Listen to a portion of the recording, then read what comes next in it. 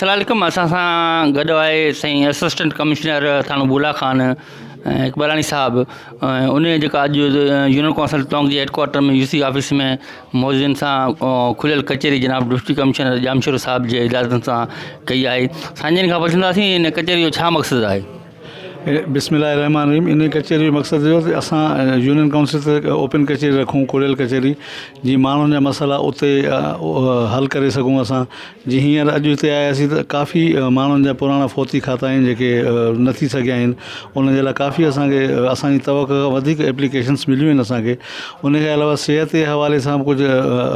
मामला जेके डिस्कस थिया, प्रॉब्लम आया हिते, उन में असांजो डॉक्टर साहिबु आहे, उन कुझु ख़ातिरी कराए थो मेडिसिन वग़ैरह जे हवाले सां क्लियर थी वेंदियूं। ॿियो हिते एजुकेशन जा मामला आहिनि, जेके स्कूल तक़रीबन ख़ाली आहिनि, उहे इन सबबु इहो आहे जो टीचर ॿाहिरि जा आहिनि कोन। उन में हिते जे जेके ॻोठाणा आहिनि उनजी इहा राय, असांजा ॿार हाणे पढ़ी विया आहिनि ऐं असांजा ॿार बि इंटरमीडिएट करे विया आहिनि। जेकॾहिं असांजे छोकिरनि खे, असांजे औलाद खे हिते नौकरियूं ॾिनियूं वेंदियूं त उहे स्कूल ओपन थींदा ऐं हर स्कूल में तक़रीबन 50-50, 60-60 ॿार आहिनि जेके हाणे मदरसो पढ़नि पिया। इहे मामला सभु असां खणी इंशाअल्लाह ताला पंहिंजे डिप्टी कमिश्नर साहब खे ॾींदासीं ऐं इंशाअल्लाह तवक़ो आहे इहे हल थी वेंदा।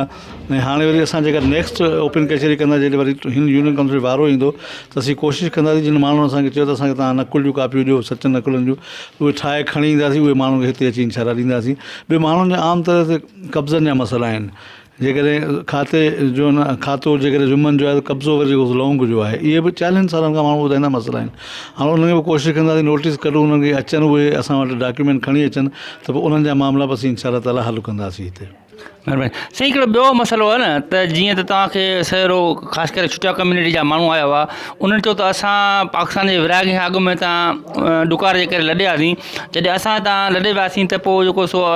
उन टाइम के ज़मीन आबाद करण जा वसाइल कोन हुआ। हिन जदीद दौर में सोलर सिस्टम आयो आहे, बोर थियनि था, हाणे उन्हनि ज़मीननि ते क्यूं ॿियूं बिरादरियूं कब्ज़ो करे आबाद कनि पियूं, खाता साटनि। छा स्टेट या तव्हां डिप्टी कमिश्नर साहिब या तव्हां उन माण्हुनि खे ज़मीनूं ख़ाली जा, इन जो कहिड़ी हल छा आहे?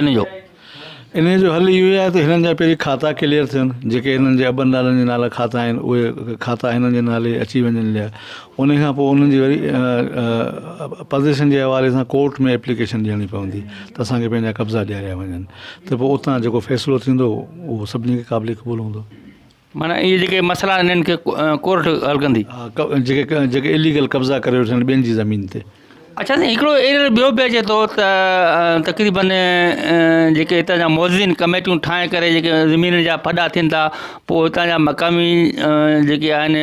वॾेरा चइजनि या ॿिए, त थिए ईअं थो त हिकिड़ी ज़मीन ते ॿिनि धुरनि जो आहे,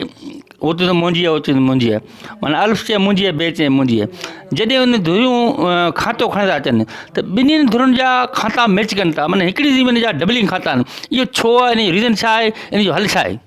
इहे त काफ़ी पुराणा खाता आहिनि, हिते अणसर्विस ज़मीन आहे, माण्हुनि जा खाता थियल आहिनि रिकॉर्ड में। हाणे जेकॾहिं डिस्प्यूट आहे कंहिं ज़मीन ते, टाइटल जो डिस्प्यूट आहे त हीअ मुंहिंजी आहे, ॿियो चवे थो हीअ मुंहिंजी आहे, त उहो वरी कॉम्पिटेंट असांजी ऑनरेबल सिविल कोर्ट आहे, जिते उहे मामला हल थी सघनि था। ऐं जेको सो असां वटि खाता मौजूदु आहिनि पाकिस्तान जे बणजण खां अॻु में, विराग खां अॻु में, ऐं उन्हनि जो छा उहे बि छा कोर्ट ज़रिए वञनि?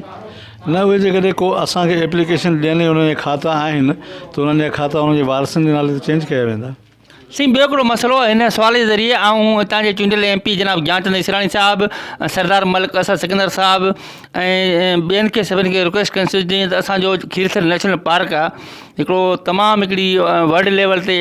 जेको सो पॉपुलर आहे, असांजी सुञाणप,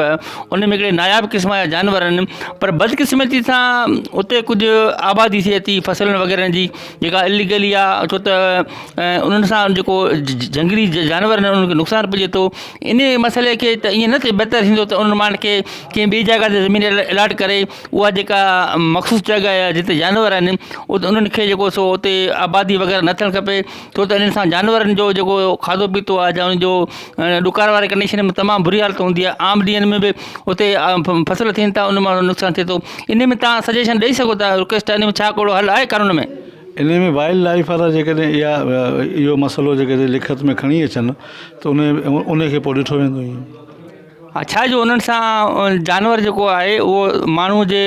ख़ौफ़ खां भॼे थो करे थो इन सां काफ़ी जानवर हीऊं फाटिजी आहिनि उन में जानवरनि जी हिकिड़ी आहे ख़ासियत जेको इंसान ॾिसी करे बि हू भॼनि था कनि था ऐं उन बहितर न आहे त उते जेको सो आहे उते इंसान जी अचु वञु या उनखे रोकियो वञे न उनजी बहितरी लाइ वाइल्ड लाइफ वारा बहितर सम्झनि था इन ॻाल्हि खे त उन्हनि जी प्रोटेक्शन कीअं थी सघे ऐं इन मैसेज ज़रिए जनाब कंज़र्वेटर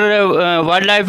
deputy conservator Hyderabad minister of wildlife खे गुज़ारिश कंदुसि त इन मसइले ते तमामु गौर सां ॾिठो वञे छा त जेके ॿूटियूं आहिनि जेके जानवर खाईंदा आहिनि उते आबादी थिए थी उन्हनि खे नुक़सानु पहुचे थो काफ़ी माण्हू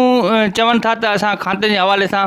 मुख़्तियार थाणो बुला खान असिस्टेंट थाणो बुला खान अक्सर वेहनि कोन था ऑफिसनि में उहे अञा मौजूदु कोन्हनि न असां बिल्कुलु हूंदा आहियूं हुते असांजो स्टाफ हूंदो आहे असां हूंदा आहियूं हुते जीअं असां हीअ ओपन कचहरियूं इन सिलसिले में रखियूं त माण्हू उते न अचनि असां उन्हनि वटि वञूं ऐं असां इनशा ताला हाणे हर ओपन हर यूनियन काउंसिल में इहे गॾिजाणियूं कंदासीं पोइ उते जा मसइला जेके कोशिशि कंदासीं त उते ई हल कनि साईं हिन यूनियन काउंसिल खां पोइ तव्हांजी कहिड़ी यूनियन काउंसिल आहे हिन खां पोइ असांजो आहे त असीं थाणे अहमद ख़ान आहे थाणो आरब ख़ान आहे ऐं पंहिंजो यूनियन काउंसिल थाणो बुला खान आहे इहे 8 यूनियन काउंसिल में असांजो आहिनि असीं मुख़्तलिफ़ डेटुनि ते उते रखंदासीं हर हफ़्ते तक़रीबन ख़मीस जहिड़ी असांजी ओपन कचहरी आहिनि ऐं तॾहिं बाक़ाइदे जेके तपेदार जेके हूंदा हुआ तपेजा उहे बसियुनि में कोठियुनि ते चढ़ी ईंदा हुआ अॼुकल्ह एतिरो अणलबा जो माण्हू खे ख़बर ई कोन्हे असांजे तपे जो तपेदार केरु आहे मक़सदु उहो पंहिंजे देहनि में तपनि में नथा वञनि इन जे लाइ को छा आहे हा न असां वटि कुझु तपा ख़ाली आहिनि कुझु वैकेंसियूं आहिनि असां वटि जीअं आहिनि ई 3 तपेदार 8 तपा आहिनि जंहिंमें 3 तपेदार आहिनि उहे काफ़ी जॻहियुनि ते वञनि था बाक़ी इनशा ताला जीअं तपेदार अपॉइंटमेंट थिया असां वटि पोस्टिंग आहे त असां उहे सभु तपेदार ईंदा हुते साईं सिहत जे हवाले सां जेके शिकायतूं मिलियूं आहिनि इनशा ताला मूंखे उमेदु तव्हां डी सी साहिब खे कंदो महिरबानी साईं वरी महिरबानी साईं